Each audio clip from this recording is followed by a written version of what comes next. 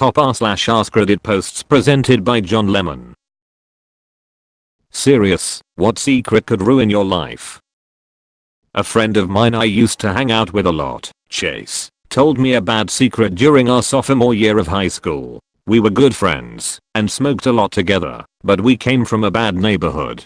Anyways, one day at school, I watch his back when he sells a gram of weed to this guy Terrence, bully senior, real asshole, kinda chunky but played football the year before and was built. As we're walking away, Chase just keeps going on and on about how much of a prick that guy was. After school we both put our money together from ourselves to buy another rounds. As we're smoking he tells me he needs to tell me something.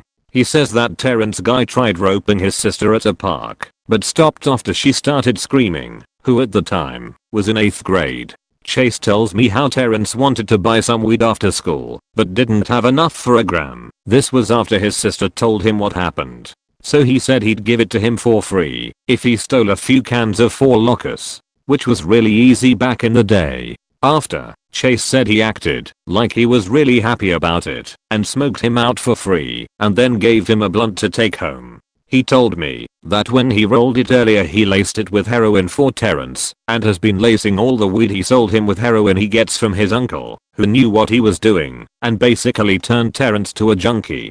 Told me he's been doing it every day for weeks and been charging him double since Terrence doesn't know anyone else to buy off of. That he's even been to his house and got to take some of his shoes, TV, Xbox, iPod, basically everything a teen would want in exchange for more, and also to pay off debts. We weren't some buff-ass kids or anything, but our families were heavily gang affiliated, and most people knew that. He then tells me he didn't sell him any weed earlier that day, but gave him a bit of H. I asked him for free. He said, "No, I had the idiot steal me some jerseys from Foot Locker, and I sold them for like $200 at the flea market and started laughing. I did my fair share of effed up shit throughout high school, but I felt really weird about that. I didn't say anything because I was a gang member at the time, so I didn't feel like I had a right to judge. I never told anyone. We grew apart after that. I moved away from my hometown a year later, but I hear that Terrence has been in and out of rehab/jail and struggling a lot. Pretty much homeless when he's out. Chase's sister is going to prom in a week."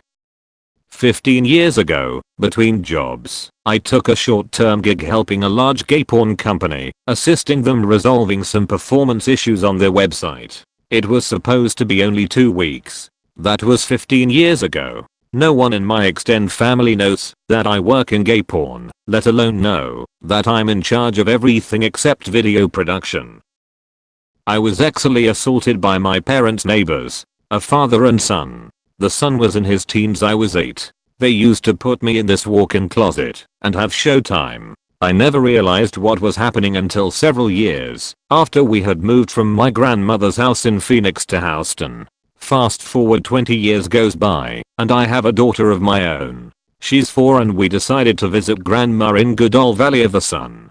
We get there, and a few days pass, and one day my daughter's outside with her older cousins playing. I step outside to check on her, and I'm greeted with that same effing neighbor's son holding my daughter giving her raspberries, while his dad is playing with the other's cousins. Something clicked. More like a twitch in my mind, something tipped me just a nudge. But it started something. I walked outside, grabbed my daughter, and corralled the kids, and made my presence known. That tipping point sent me into a emotional spiral of brooding thoughts. In white collar, I make my money off of thinking. I'd never say this to real life human, nor will I ever give the details of how I did it.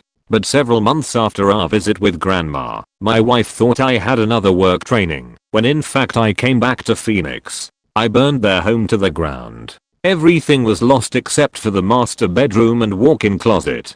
P.S. A well-placed anonymous tip does amazing things to fuck up someone's life. They both survived, unfortunately. I swear to God I've hoped I've done enough good in my life to earn at least one wish. That would be to meet those low-life maggot creepers in hell and be their eternal tormentor. I look at my daughter every day and know she gave me the strength I needed as an adult I didn't have as a child.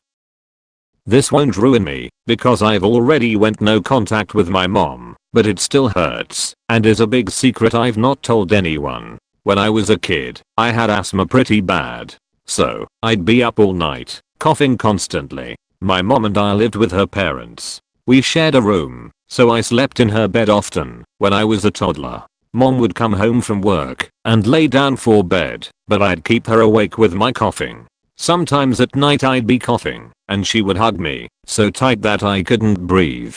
It would really distress me that I couldn't breathe, but I knew mom loved me so much, and I didn't want to tell her she was literally squeezing me to death, because I was afraid of hurting her feelings. So I'd just tell her that I loved her so much, and she would cry pretty hard after that.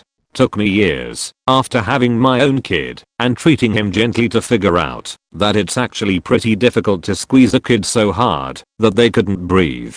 Mom is bipolar and has had other incidents of hurting people and abandoning those in her care that need medication and can't take care of themselves. So, I finally put it together and figured out mom would be so agitated with my asthma that she would try to stop me from coughing by squeezing me almost to death. And then she would cry out of guilt when I told her I loved her. My dad probably actually abused me when I was a kid. I say probably because I don't actually remember it, but all the signs were there. I used to not want to clean/touch my genital area, and once I had blood in my panties. My period started many years later, just to name a few. Apparently he drugged me to make me sleep and then do whatever he did. The case went to court, but they decided there wasn't enough proof, so he wasn't charged. My mom was granted full custody though. I don't really feel like it was my fault, but I definitely feel disgusting. I mean, it's about the most disgusting thing a person could do. I don't really know what the point of writing this was, but it feels a bit liberating to be able to say it. I hope anybody who's gone through similar things isn't doing too badly. When I was about 5 years old, my sister, 2 years old, and I were in the backyard in a kiddie pool. When my mom went inside, I attempted to drown my sister. After I saw her lifeless, I realized that it was a big mistake, pulled her out of the pool, and called for my mom. Luckily she knew CPR, and she was life-flighted to the hospital. My mom thanked me for saving her, pulling her out of the pool. Next week was my birthday. The police, firefighters, paramedics came to my house to give me gifts and celebrate my birthday. To this day, 20 years later, I still think about it. I remember the day so vividly. Not a soul knows the real truth.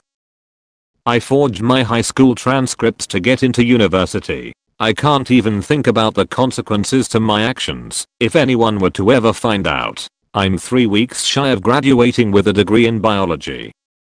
On the outside, I'm a happily married 30-something, about to buy a house, in sync with my wife on most things like religion, kids, that things will get better for us, etc. In reality, I'm a deeply depressed, secret alcoholic, which I fear is already adversely affecting my health, but I can't stop, don't believe in any higher power anymore, and derive little or no pleasure or satisfaction from anything.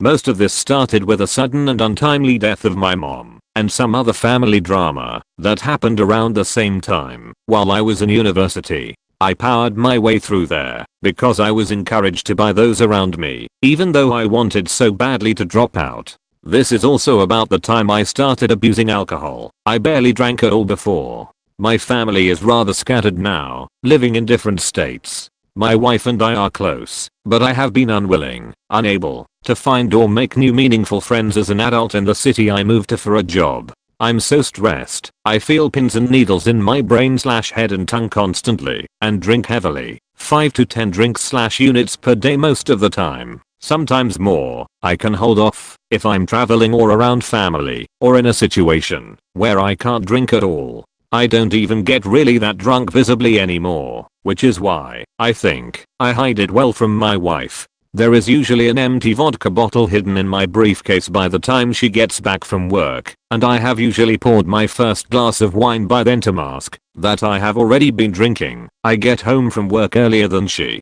She thinks I'm as happy and fulfilled as she, and excited and ready to have kids and start a family, etc. etc. In truth, I'm just numb to this world. I try to love her, I think I do, and expend all of my energy keeping up the facade and affection for her. But apart from that, I have zero energy or desire for anything. I used to be athletic and still look decent, but my physical shape is fading fast. I don't have or enjoy any hobbies. I just wake up, go to work, drink when I can, and mark off the days as I get older and closer to eventually dying. I don't know what to do. Tried therapy back in the day, and meds didn't seem to help. I just am trying to make life okay for the people around me who I don't want to see be like me inside, mostly my wife. But beyond that, I feel like I have totally missed the boat and am past satisfaction or having any meaningful place in the world. Hope someone reads this. Peace.